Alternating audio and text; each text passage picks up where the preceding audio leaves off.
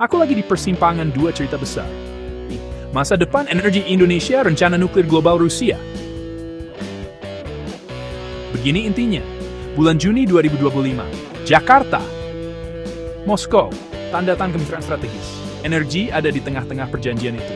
Terus, bulan Desember, Vladimir Putin, Presiden Prabowo, Rusia siap. Kirim aja ahlinya. Kami dukung pembangunannya. Apa targetnya? Pembangkit listrik tenaga nuklir komersial pertama Indonesia beroperasi sekitar tahun 2032. Awalnya mungkin 280 MW, terus naik jadi 500 MW di tahun 2034. Dibagi antara Sumatera dan Kalimantan pakai reaktor modular kecil. Itu rencananya di atas kertas.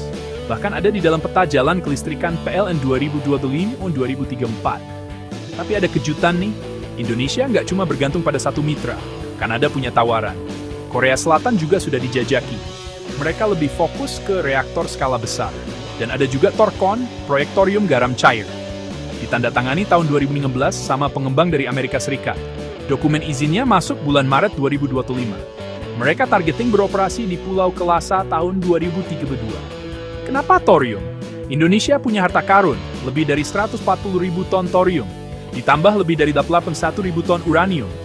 Itu bukan cuma cukup buat nyalain kota-kota, tapi juga cukup buat jadi pemain penting di panggung dunia.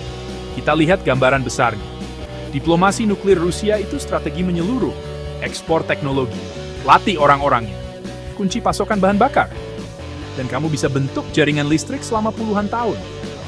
Buat negara berpenduduk terbanyak keempat di dunia, itu jak strategis yang besar. Sekarang kita lihat lebih dekat. Gimana sih wujudnya di lapangan? Bayangin dataran tinggi Sumatera, sungai-sungai Kalimantan, langit Jakarta yang bersinar di malam hari.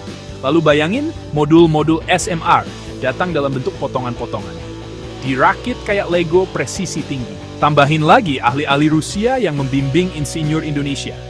Di samping tawaran Kanada, studi Korea, dan tim thorium yang membangun di pulau percobaan. Kalau berhasil, kita dapat listrik dasar yang lebih bersih. Pabrik-pabrik jalan lebih lancar. Jaringan listrik stabil. Pemadaman listrik berkurang. Dan untuk pertama kalinya, Indonesia berubah dari pengimpor bahan bakar jadi calon pengekspor bahan bakar nuklir. Tapi semua ini nggak otomatis ya. Nuklir itu maraton dokumen, kepercayaan publik, dan pelaksanaan yang sempurna.